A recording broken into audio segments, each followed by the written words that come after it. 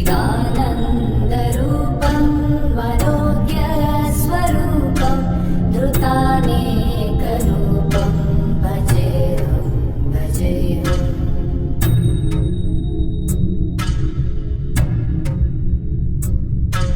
जराजन्महीनं परानन्दपीनं समाधानलीनं सदैव नवीनं जगज्जन्महेतुं सुरानीककेतुं त्रिलोकैकसेतुं भजेऽहं भजेऽहं। कृताङ्गायगानं खगाधीशयानं विमुक्तेर्निदानं हरारातिमानं स्वभक्तानुकूलं जगद्वृक्षमूलं निरस्तार्थशूलं भजेऽहं भजेऽहम्।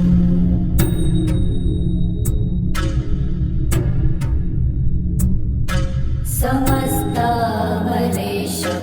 द्विरेफाभकेशं जगद्बिम्बलेशं हृदाकाशदेशं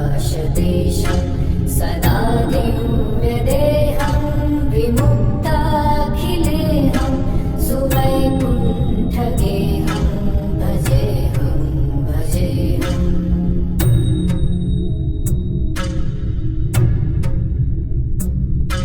सुरालीबलिष्ठं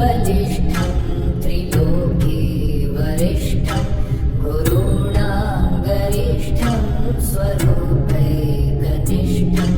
सदा युद्धधीरं महावीरवीरं महाम्भोधितीरं भजेऽहं भजेऽहम्।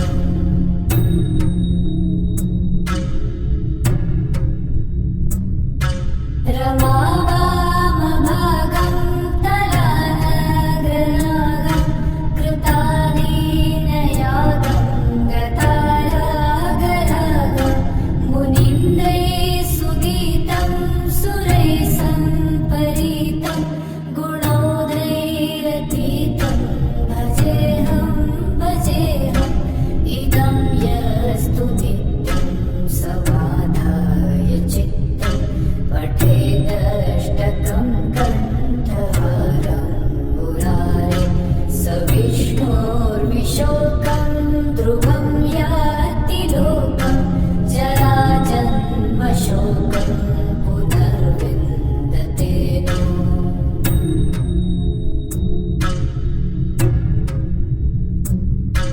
जगज्जालपालं जगत्कण्ठमालं शरच्चन्द्रभालं महादैत्यकालं नमो नीलकायं दुरावारमायं सुपद्मासहायं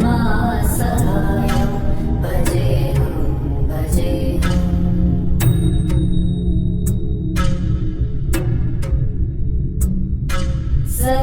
सदाम्भोधिवासं गलत्पुष्पहासं जगत्सन्निवासं शतादित्यभासं गदाचक्रशस्त्रं लसत्पीतवस्त्रं हसच्चारुवक्त्रं भजेऽहं भजेऽहम्।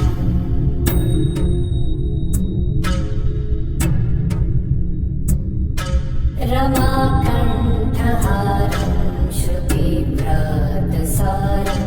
जलान्तर्विहारं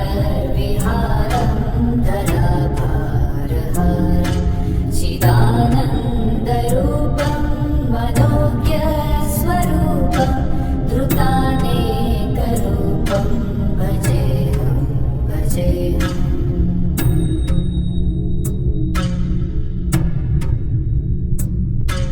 जराजन्महीनं परानन्दपीनं समाधानलीनं सदैव नवीनं जगज्जन्महेतुं सुरानीककेतुं त्रिलोकैकसेतुं भजेऽहं भजेऽहं। कृताङ्गायगानं खगाधीशयानं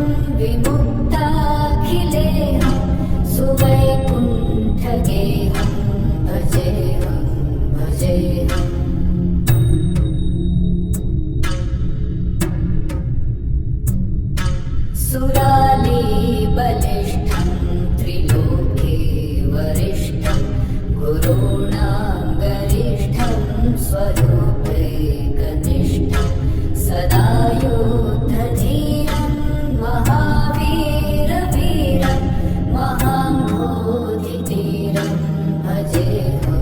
भजेऽहम्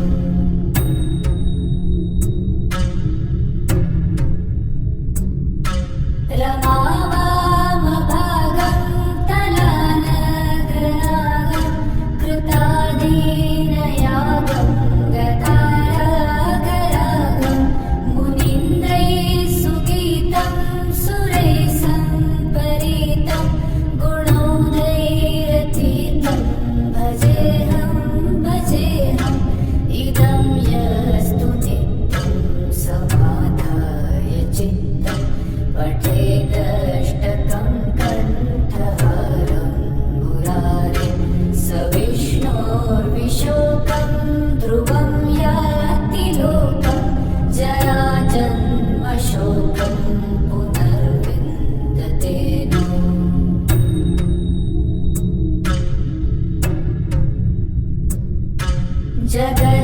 जगज्जालपालं चलत्कण्ठमालं शरच्चन्द्रभालं महादैत्यकालं नभोनीलकायं दुरापारमायं सुपद्मासहायं भजेऽहं भजेऽहम्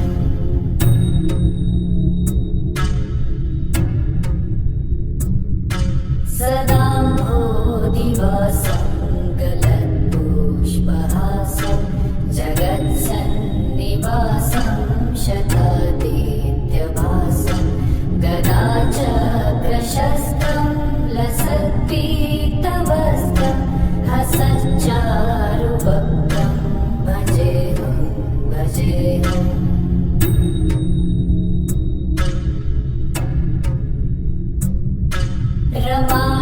रमाकण्ठहारं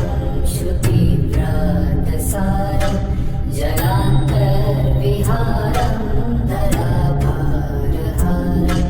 चिदानन्दरूपं मनोज्ञस्वरूपं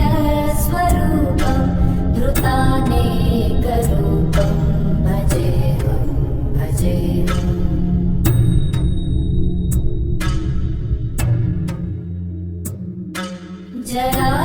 जराजन्महीनं परानन्दपीनं समाधानलीनं सदैवानवीनं जगज्जन्महेतुं सुरानीककेतुं त्रिलोकैकसेतुं भजेऽहं भजेऽहं कृतां नायकानं खगाधीशयानं विमुक्तिर्निदानं हरारातिमानं स्वभक्तानुकूलं जगद्वृक्षमूलं निरस्तार्थशूलं भजेऽहं भजेऽहम्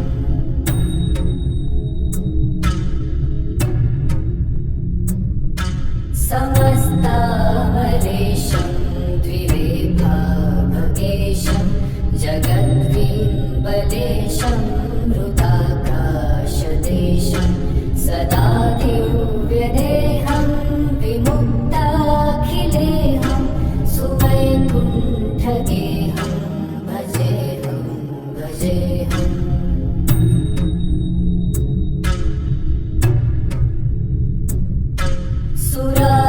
सुरालीबलिष्ठं त्रिलोके वरिष्ठं गुरूणां गरिष्ठं स्वरूपैकनिष्ठं सदा युद्धधीरं महावीरवीरं महाम्भोधिवीरं भजेऽहं भजेऽहम्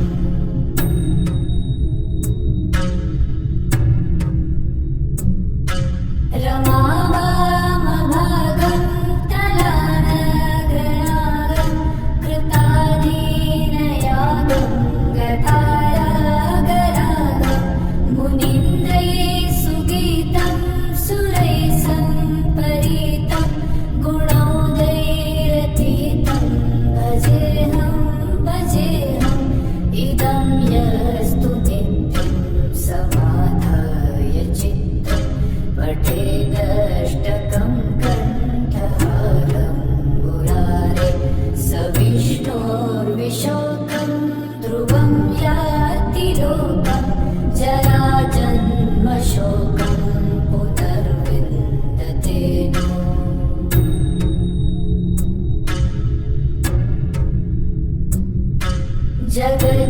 जगज्जालपालं चलत्कण्ठमालं शरच्चन्द्रभालं महादैत्यकालं नभो नीलकायं दुरावारमायं सुपद्मासहायं भजेऽहं भजेऽहम्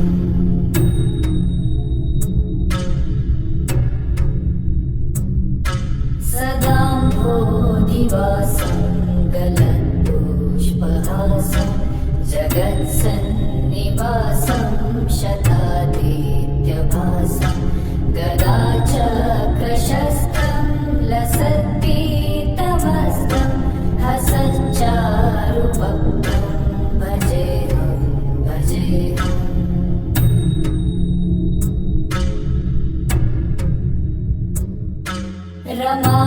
रमाकण्ठहारं श्रुतिव्रातसारं जलान्तर्विहारं धराभारहारं चिदानन्दरूपं मनोज्ञस्वरूपं धृतानेकरूपं भजेऽहं भजेऽहम्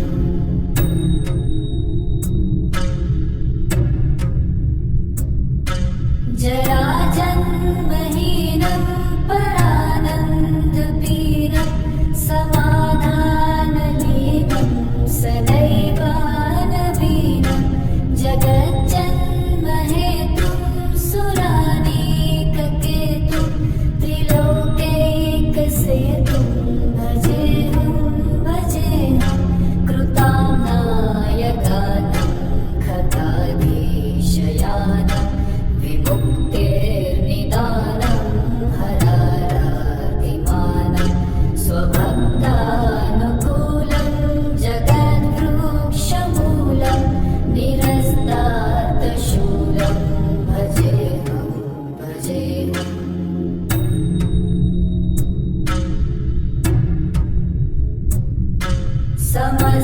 समस्तामरेशं द्विरेफाभकेशं जगद्विम्बलेशं हृदाकाशदेशं सदा दिव्यदेहं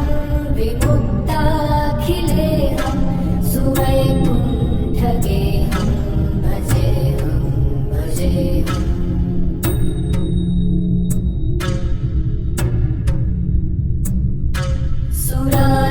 सुरालीबलिष्ठं त्रिलोके वरिष्ठं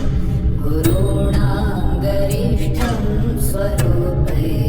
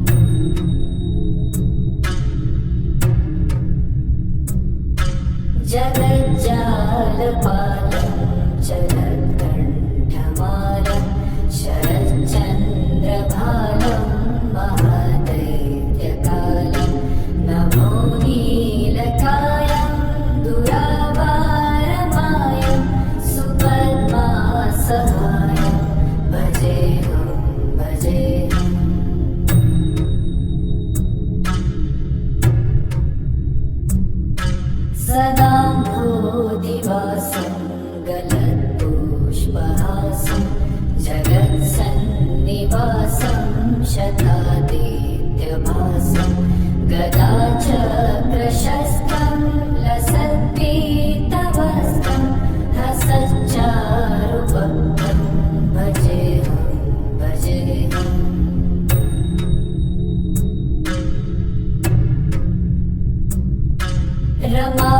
रमाकण्ठहारं श्रुतिव्रातसारं जनान्तर्विहारं धराभारहारं चिदानन्दरूपं मनोज्ञस्वरूपं धृतानेकरूपं भजेऽहं भजेऽहम्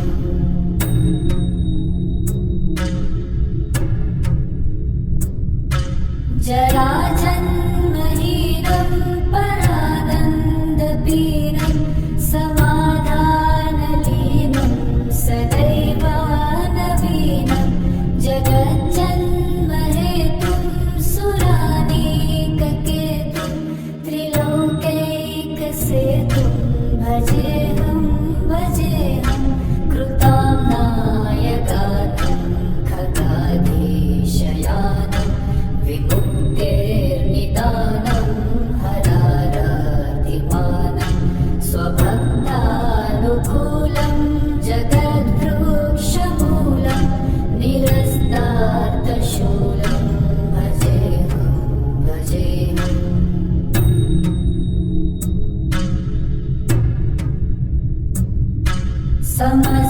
समस्तामरेशं द्विरेखाभगेशं जगद्विम्बलेशं हृदाकाशदेशं सदा दिव्यदेहं विमुक्ताखिलेहं सुवैकुण्ठगेहं भजेऽहं भजेऽहम्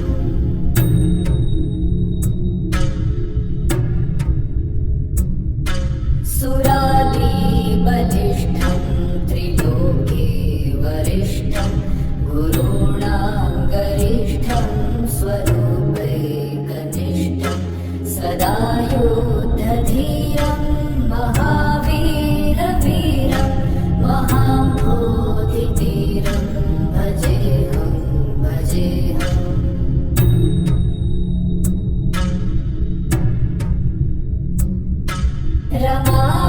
रमावामभागं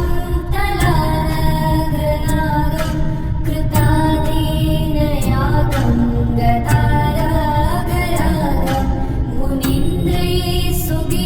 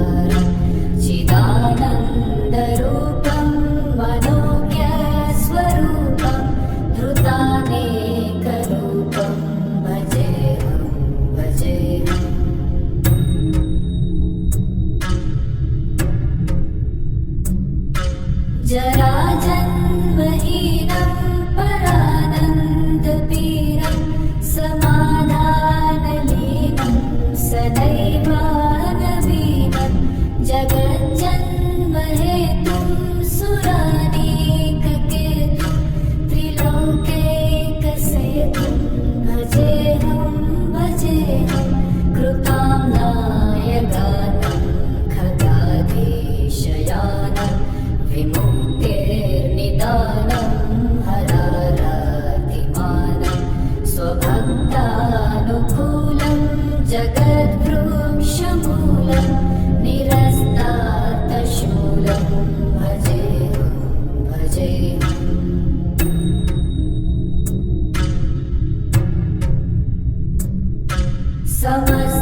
समस्तामरेशं द्विरेफाभकेशं जगद्विम्बलेशं हृदाकाशदेशं सदा दिव्यदेहं विमुक्ताखिलेहं सुवैकुण्ठगेहं भजेऽहं भजेऽहम्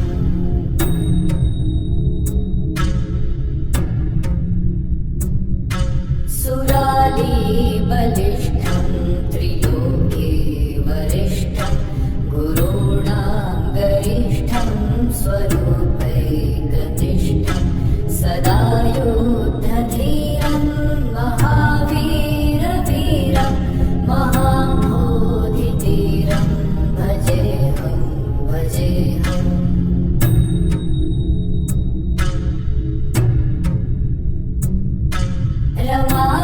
रमावामभागं तलानगनागं कृताधीनयागं गतारागरागं मुनीन्द्रैः सुगीतं सुरैः सम्परीतं गुणोदयैरतीतं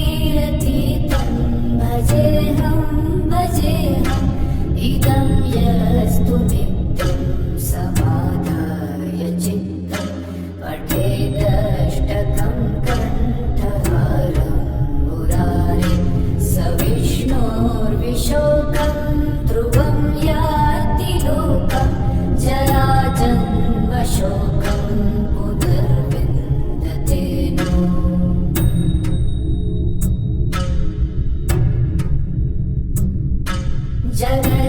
जगज्जालपालं चलत्कण्ठमालं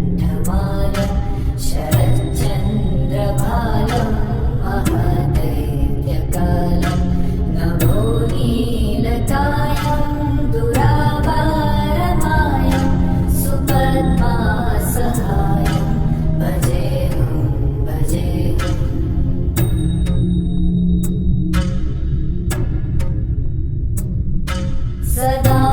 सदाम्भोधिवासं गलत्पुष्पहासं जगत्सन्निवासं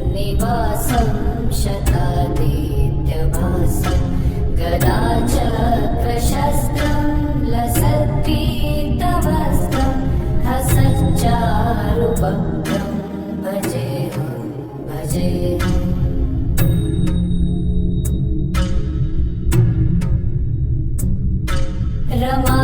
रमाकण्ठहारं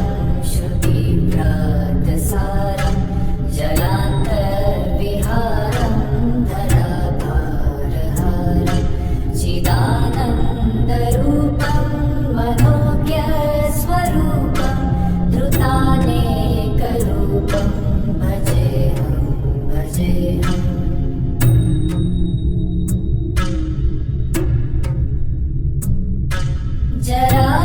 जराजन्महीनं परानन्दपीनं समाधानलीनं सदैवानवीनं जगज्जन्महेतुं सुरानीककेतुं त्रिलोकैकसेतुं भजेऽहं भजेऽहं कृतां नायगानं खगाधीशयानं विमुक्तेर्निदानं हराराधिमानं स्वभक्तानुकूलं जगद्वृक्षमूलं निरस्तार्थशूलं भजेऽहं भजेऽहम्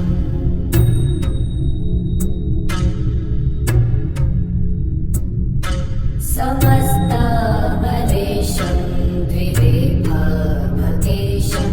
जगद्विम्बलेशं हृदाकाशदेशं सदा दिव्यदेहं विमुक्ताखिलेहं सुवैकुण्ठगेहं भजेऽहं भजेऽहम्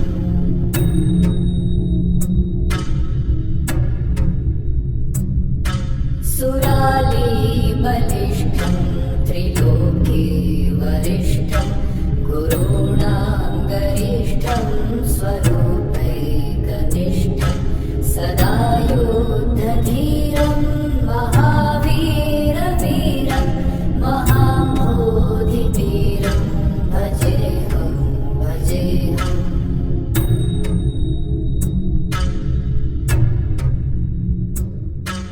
रमावामभागं तलानगृणागं कृतादीनयागं गतारागरागं मुनीन्द्रैः सुगीतं सुरैः सम्परीतं गुणौघैरतीतं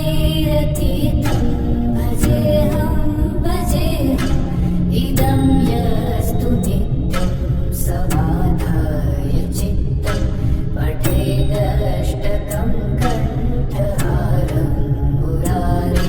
स विष्णोर्विशोकं ध्रुवं याति लोकं जराजन्मशोकं पुनर्विन्दते नो।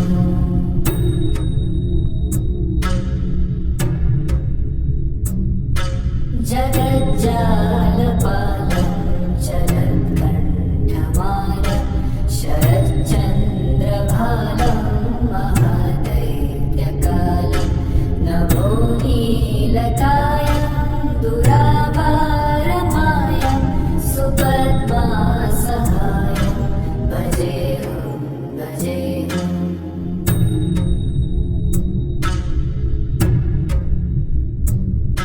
सदा मोदिवासं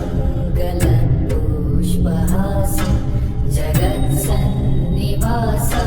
शतादित्यभासं गदाचक्रशस्त्रं लसत्पीतवस्त्रं हसच्चारुभक्तं भजेऽहं भजेऽहम्।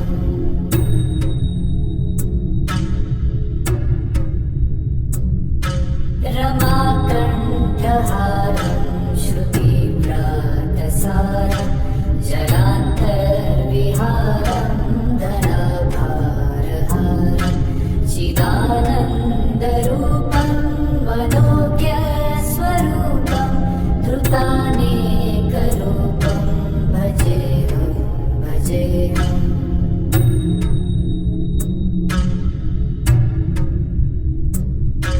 जराजन्महीनं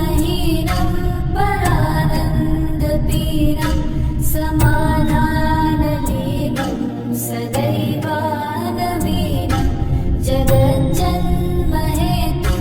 सुरानीककेतुं त्रिलोकैकसेतुं भजेऽहं भजेऽहं। कृतां नायगानं खगाधीशयानं विमुक्तेर्निदानं हरारातिमानं स्वभक्तानुकूलं जगद्वृक्षमूलं निरस्तार्थशूलं भजेऽहं भजेऽहम्।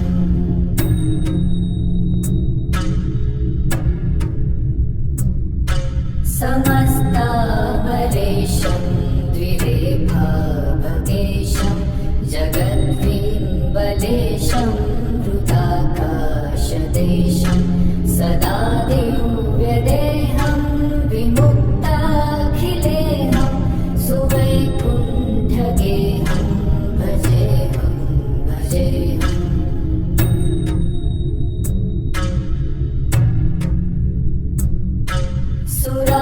सुरालीबलिष्ठं त्रिलोके वरिष्ठं गुरूणां गरिष्ठं स्वरूपैकनिष्ठं सदा युद्धधीरं महावीरवीरं महाबोधिवीरं भजेऽहं भजेऽहम्।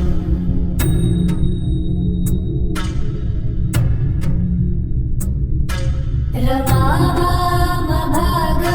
तलानगृणागं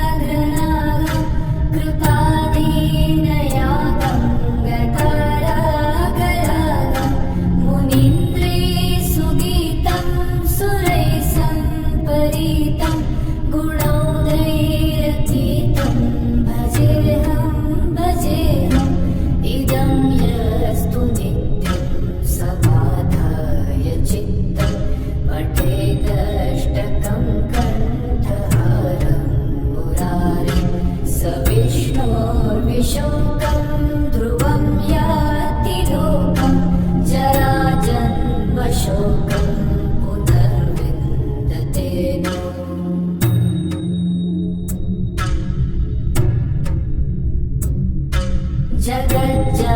जगज्जालपालं चलत्कण्ठमालं शरच्चन्द्रभालं महादैत्यकालं नमो नीलकायं दुरापारमायं सुपद्मासहायं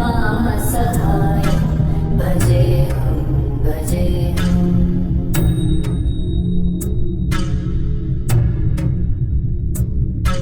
सदा दिवसं गलत्पुष्पहासं जगत्सन्निवासं शतादित्यभासं गदाचक्रशस्तं लसत्पीतवस्त्रं हसच्चारुवक्त्रं भजेऽहं भजेऽहम्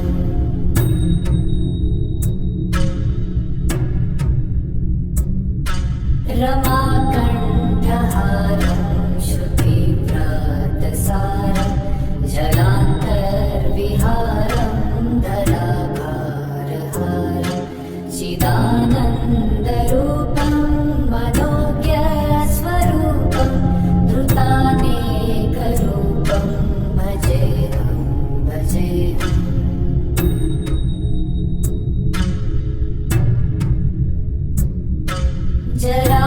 जराजन्महीनं परानन्दपीनं समाधानलीनं सदैवानवीनं जगज्जन्महेतुं सुरानीककेतुं त्रिलोकैकसेतुं भजेऽहं भजेऽहं कृताङ्गायगानं खगाधीशयानं विमुक्तेर्निदानं हरारातिमानं स्वभक्तानुकूलं जगद्वृक्षमूलं निरस्तातशूलं भजेऽहं भजेऽहम्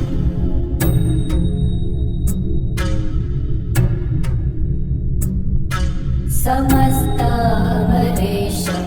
द्विरेफाभगेशं जगद्विम्बलेशं हृदाकाशदेशं सदा दिव्यदेहं विमुक्ताखिलेहं सुवैकुण्ठगेहं भजेऽहं भजेऽहम्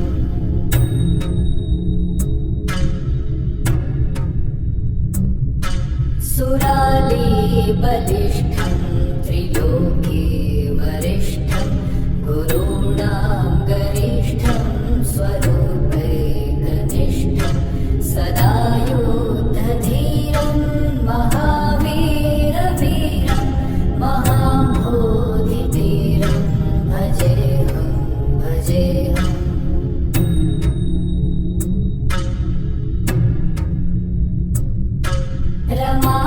रमावामभागं तलानग्रनागं कृतादीनयागं गतारागरागं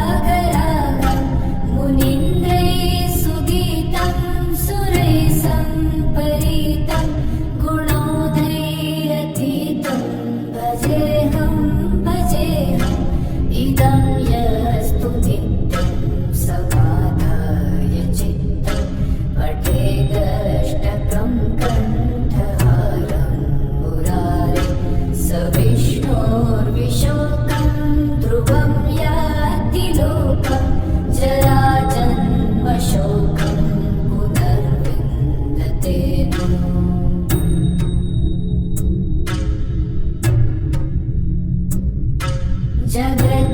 जगज्जालपालं चलत्कण्ठमालं शरच्चन्द्रभालं महादैत्यकालं नमो नीलकायं दुरापारमायं सुपद्मासहायं भजेऽहं भजेऽहम्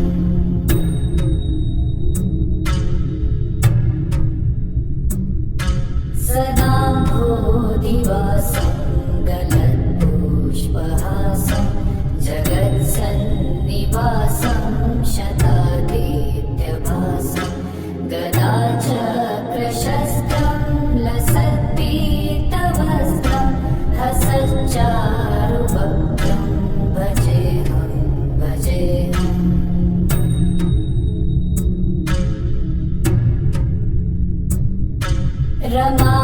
रमाकण्ठहारं श्रुतिव्रातसारं जलान्तर्विहारं धराभारहारं चिदानन्दरूपं मनोज्ञस्वरूपं धृतानेकरूपं भजेऽहं भजेऽहम्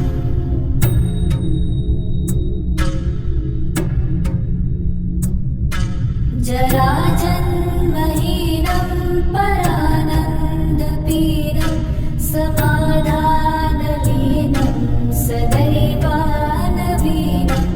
जगज्जन्महेतुं सुरानीककेतुं त्रिलोकैकसेतुं भजेऽहं भजेऽहं कृतां नायगानं खगाधीशयानं विमुक्तेर्निदानं हरारातिमानं स्वभक्तानुकूलं जगद्वृक्षमूलं निरस्तातशूलं भजेऽहं भजेऽहम्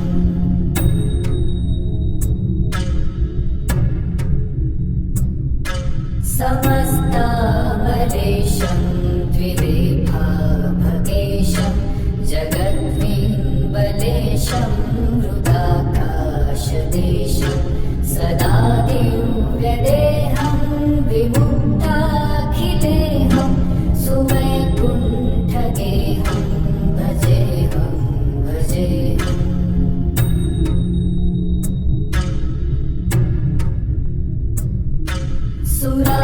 सुरालीबलिष्ठं त्रिलोके वरिष्ठं गुरूणां गरिष्ठं स्वरूपैकनिष्ठं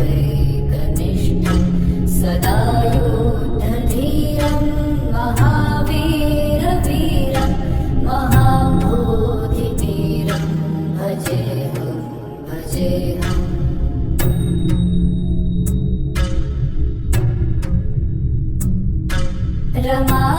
रमावामभागं तलानगनागं कृतादीनयागं गतारागरागं मुनीन्द्रैः सुगीतं सुरैः सम्परीतं गुणोदयरतीतं भजेऽहं भजेऽहम् इदं यस्तु नित्यं समाधाय चित्तं पठेदष्टकं कण्ठहारं मुरारे स विष्णोर्विशोकं ध्रुवं याति लोकं जराजन्मशोकं पुनर्विन्दते नो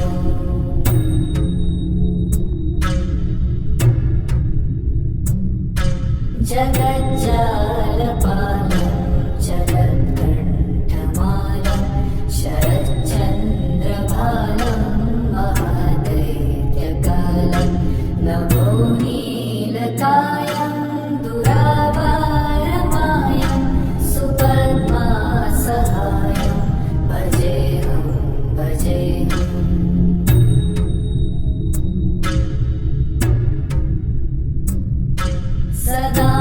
सदाम्भोदिवासं गलत्पुष्पहासं जगत्सन्निवासं शतादित्यभासं गदाचक्रशस्त्रं लसत्पीतवस्त्रं हसच्चारुवक्त्रं भजेऽहं भजेऽहम्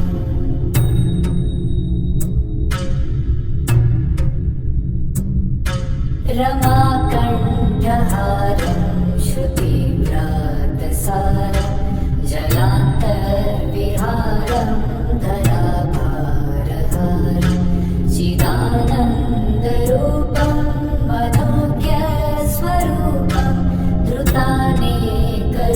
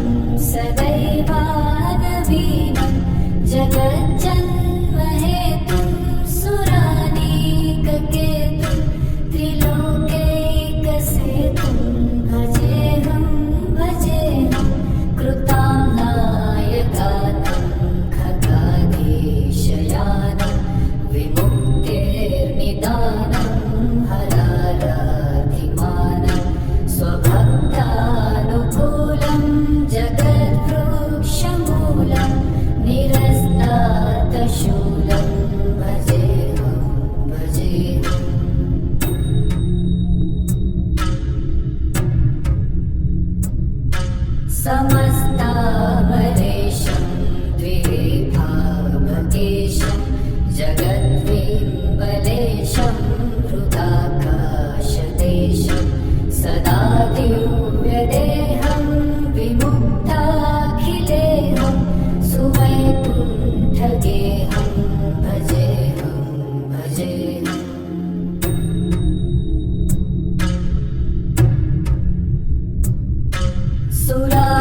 सुरालीबलिष्ठं त्रिलोके वरिष्ठं गुरूणां गरिष्ठं स्वरूपैकनिष्ठं सदा युद्धधीरं महावीरवीरं महाबोधिधीरं भजेऽहं भजेऽहम्।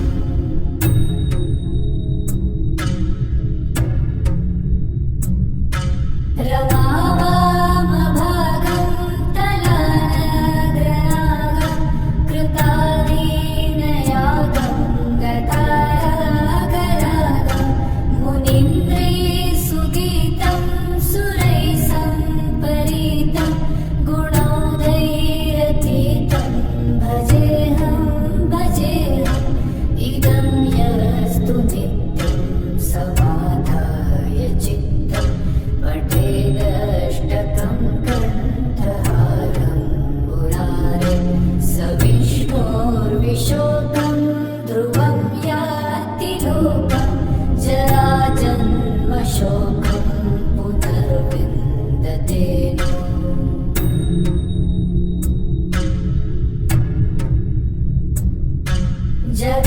जगज्जालपालं चलत्कण्ठमालं शरच्चन्द्रभालं महादैत्यकालं नभोनीलकायं दुरावारमायं सुपद्मासहायं भजेऽहं भजेऽहम्।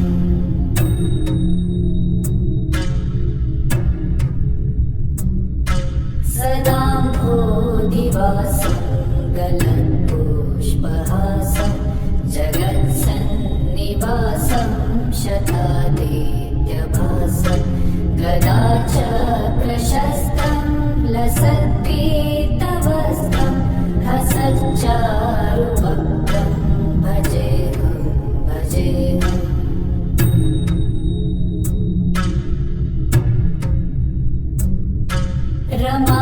रमाकण्ठहारं श्रुतिव्रातसारं जलान्तर्विहारं धराभारहारं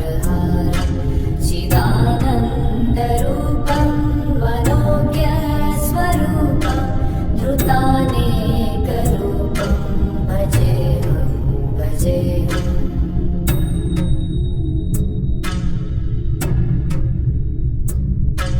जराजन्महीनं परानन्दपीनं समाधानलीनं सदैवानवीनं जगज्जन्महेतुं सुरानीककेतुं त्रिलोकैकसेतुं भजेऽहं भजेऽहं। कृताम्नायगानं खगाधीशयानं विमुक्तेर्निदानं हरारातिमानं स्वभक्तानुकूलं जगद्वृक्षमूलं निरस्तार्थशूलं भजेऽहं भजेऽहम्।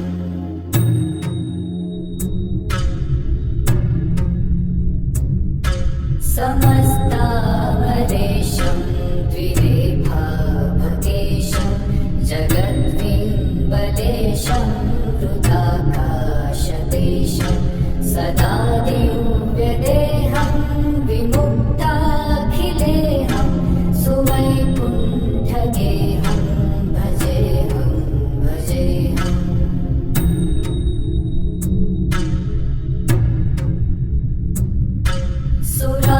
सुरालीबलिष्ठं त्रिलोके वरिष्ठं गुरूणां गरिष्ठं स्वरूपैकनिष्ठं सदा युद्धधीरं महावीरवीरं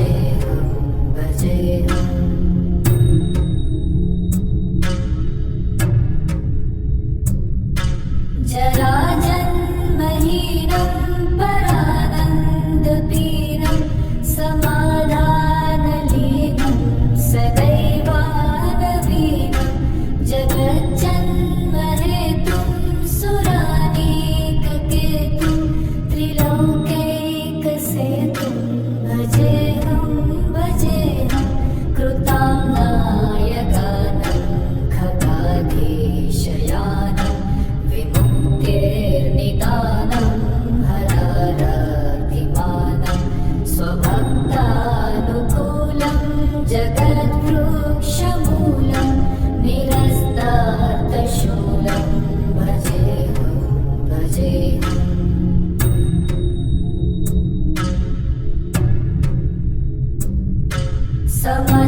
समस्तामरेशं द्विरेफाभकेशं जगद्विम्बलेशं हृदाकाशदेशं सदा दिव्यदेहं विमुक्ताखिलेहं सुवैकुण्ठगेहं भजेऽहं भजेऽहम्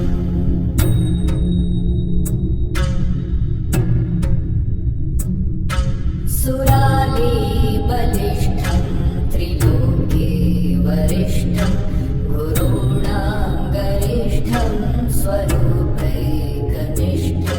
सदा युद्धधीरं महावीरवीरं महाम्भोधिधीरं भजेऽहं भजेऽहम्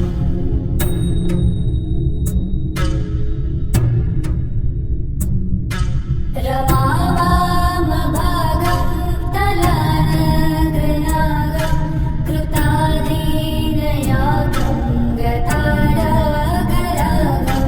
मुनीन्द्रैः सुगीतं सुरैः सम्परीतं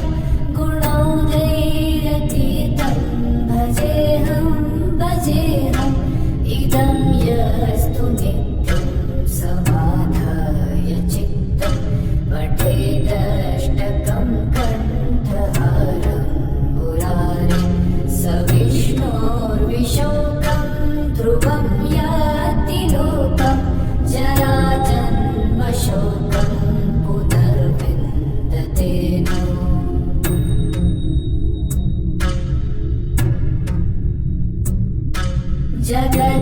जगज्जालपालं जगत्कण्ठमालं शरच्चन्द्रभालं महादैत्यकालं नमो नीलकायं दुरावारमायं सुपद्मासहायं भजेऽहं भजेऽहम्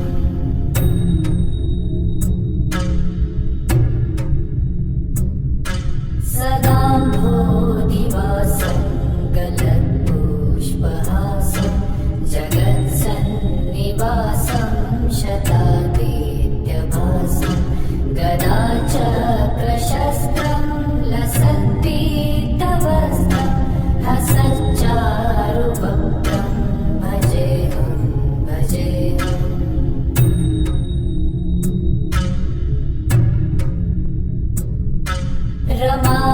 रमाकण्ठहारं श्रुतिव्रातसारं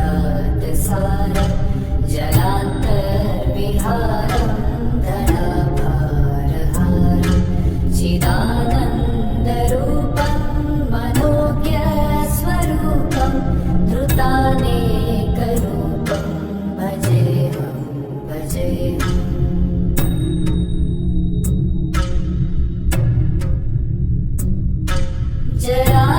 जराजन्महीनं परानन्दपीनं समाधानलीनं सदैवानवीनं जगज्जन्महेतुं सुरानीककेतुं त्रिलोकैकसेतुं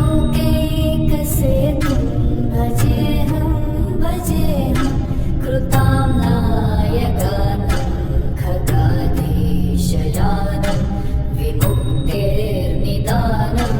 हरारातिमानं स्वभक्तानुकूलं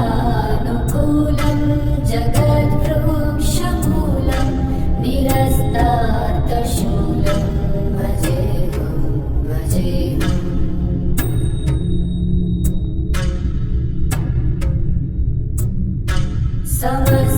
समस्तामरेशं द्विरेफाभकेशं जगद्विम्बलेशं हृदाकाशदेशं सदा दिव्यदेहं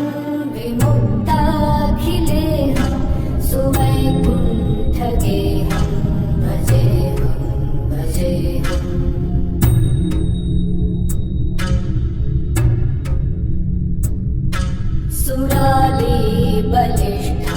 त्रिलोके वरिष्ठं गुरूणां गरिष्ठं स्वरूपैकनिष्ठं सदा योद्धधीरं महावीरवीरं महाम्भोधितीरं भजेऽहं भजेऽहम्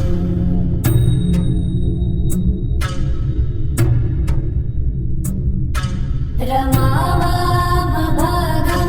तलानग्रनागं कृताधीनयागं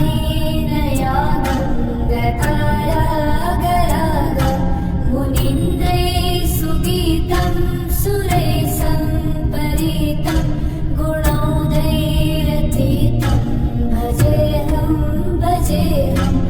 इदं यस्तु नित्यं समाधाय चित्तं पठेदष्टकं कण्ठहारं मुरारे स विष्णोर्विशोकं ध्रुवं याति लोकं जराजन्मशोकं पुनर्विन्दते नो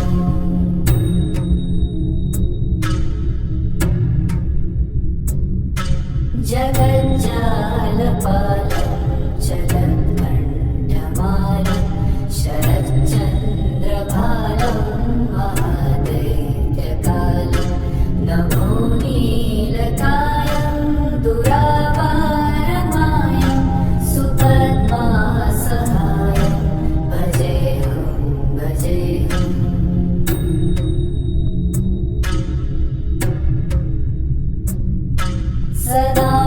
सदाम्भोधिवासं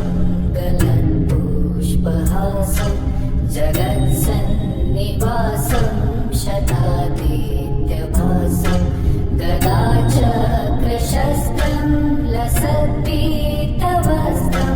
हसच्चारुवक्त्रं भजेऽहं भजेऽहम्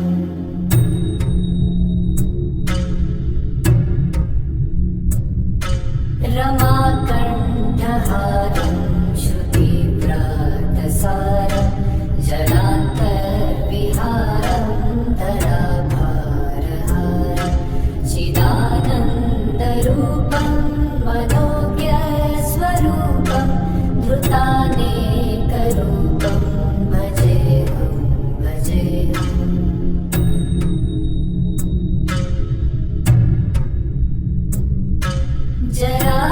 जराजन्महीनं परानन्दपीरं समाधानलीनं सदैवानवीनं जगज्जन्महेतुं सुरानीककेतुं त्रिलोकैकसेतुं भजेऽहं भजेऽहं कृताङ्गायगानं खगाधीशयानं विमुक्तेर्निदानं हरारातिमानं स्वभक्तानुकूलं जगद्वृक्षमूलं निरस्तार्थशूलं भजेऽहं भजेऽहम्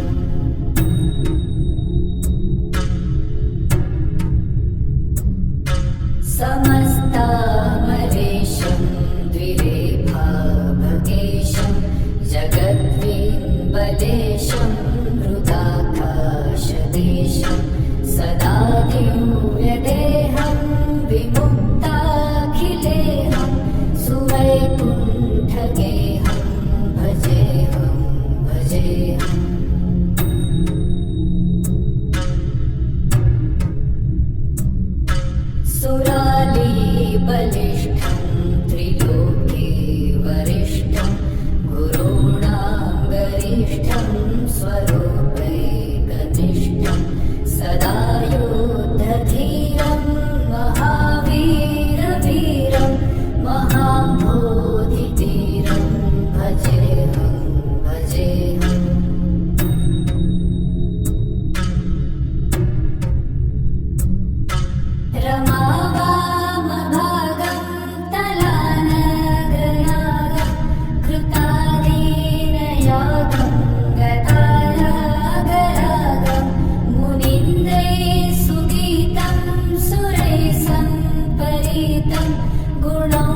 बुद्धिरतीतं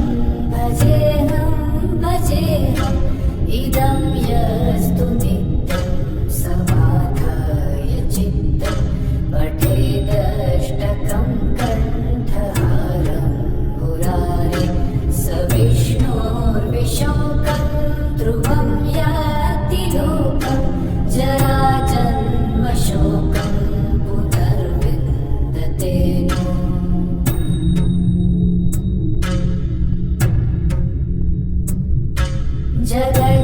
जगज्जालपालं जगत्कण्ठमालं शरच्चन्द्रभालं महादैत्यकालं नमो नीलकायं दुरावारमायं सुपद्मासहायं भजेऽहं भजेऽहम्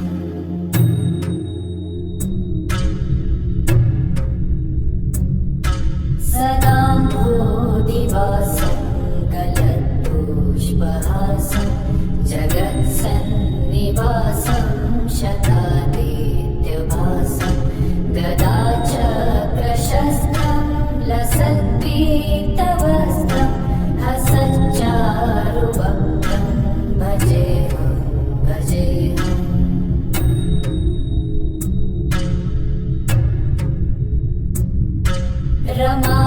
रमाकण्ठहारं श्रुतिव्रातसारं जलान्तर्विहारं धराभारहारं चिदानन्दरूपं मनोज्ञस्वरूपं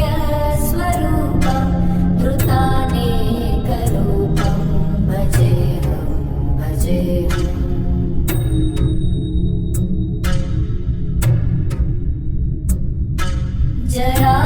जराजन्महीनं परानन्दपीनं समाधानलीनं सदैवानवीनं जगज्जन्महेतुं सुरानीककेतुं त्रिलोकैकसेतुं भजेऽहं भजेऽहं कृतां नायकानं खगाधीशयानं विमुक्तेर्निदानं हरारातिमानं स्वभक्तानुकूलं जगद्वृक्षमूलं निरस्तार्थशूलं भजेऽहं भजेऽहम्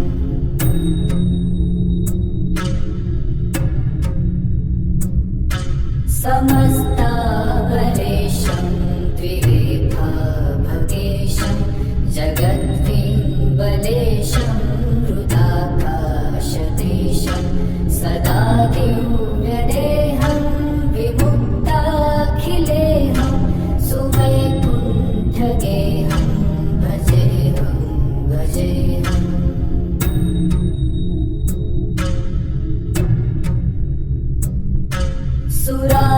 सुरालीबलिष्ठं त्रिलोक्यनाथं